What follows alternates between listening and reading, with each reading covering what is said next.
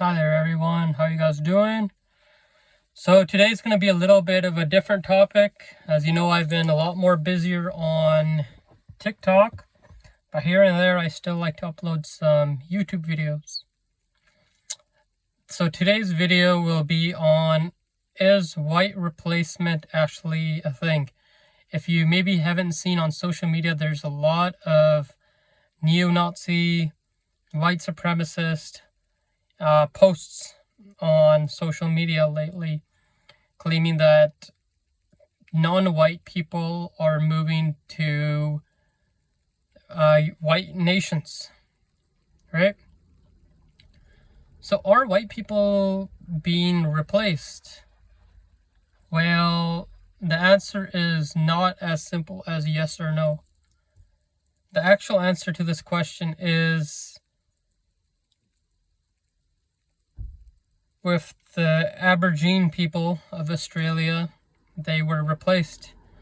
Yet, they weren't replaced because they still exist. Alright, follow me up. In Latin America, as well as North America, these places were land of the indigenous people of the Americas. White people came and became the majorities. Even on the Caribbean, a lot of the slaves, Jamaica, whatever, they had taken over of the indigenous populations, but the indigenous population still live there. There's still indigenous people living in the States, still in Canada, and still in South America, as well as in North America. And here's a little bit of the lighting. Let me just move this down here. So, white replacement. Will it happen? No. White people will not be replaced.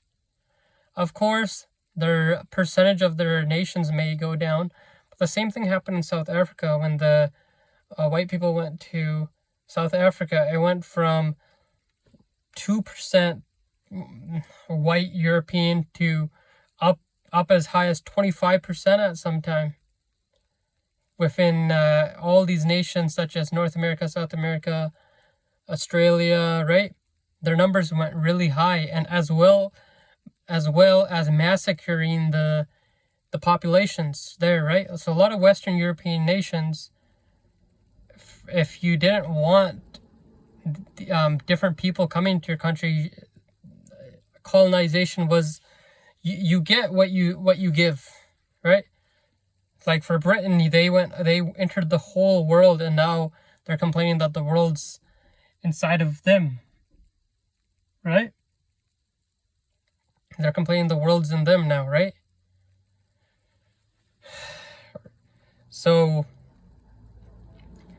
and there's another thing called assimilation as well as integration, such as in Romania, a lot of Hungarians and people that of Roma descent have intermarried so much with the Romanians, because there was a lot of migration earlier on, but years down, they have just become Romanian. Same with the Irish. The Irish with the English, so many of them have a grandparent. 25% of English have one Irish grandparent. And a lot of the English were complaining that time, oh, they're coming in, they're taking over. But a lot of people that even have an Irish grandparent, they call themselves English now. So there's something called integration and assimilation. Same with in India, not all the white people left, right?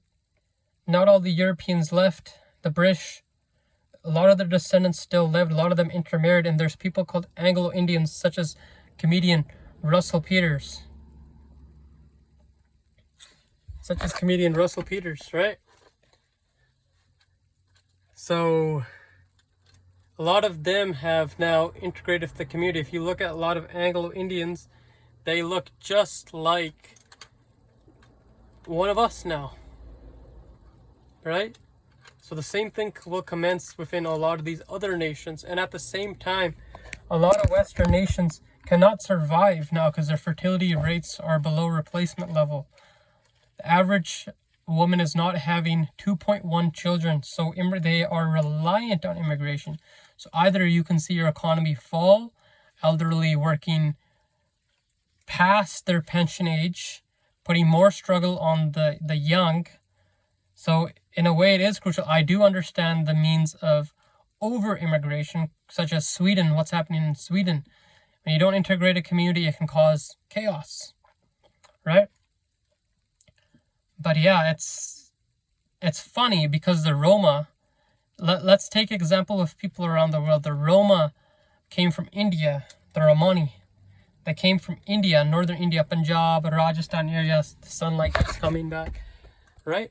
They're from northern India, Punjab, Rajasthan, Gujarat area, Haryana, and they moved into Europe. Now they're considered European. Same with the Jews. Wherever the Jews went, they had mixed in with the local populations. Ethiopian Jews look black, Indian Jews, and they all came from Jerusalem. They still have Jewish DNA, but most of their DNA makeup is made of the local populations that they had intermarried with, right? So, and to be honest, race shouldn't really matter at the same time. We're all human anyways, right? It's all part of evolution. North Africa, if we even think about it, white people are afraid that their race is going to go extinct. Northern Indians, as well as Middle Easterns and North Africans, are considered Caucasoid. Although our skin is brown, right? And Middle Easterns a lot of them look very similar to like Southern Europeans, right? Middle Easterns and North Africans, they look very similar to Southern Europeans, such as Italians, Greek, Spanish, Portuguese. So we're part of the same race. So is the Caucasoid race really going extinct? No, it's not. The only reason why the Middle Eastern and North African countries are not considered white is because of religion, right? For example, Armenia and Georgia, they're considered European, but technically they're in the Middle East. But as Azerbaijan is considered Middle Eastern, but Armenia and Georgia are like, Armenia is not even in Europe. It's located within Asia, but they're considered European because of the Christianity. So it's kind of silly. The topic is kind of silly, right? So no, I don't think white people are going to be replaced. But yeah, I'll end the video there. And I know the lighting may have screwed up my video a bit, but I got my point across, which was the main thing. Talk to you later.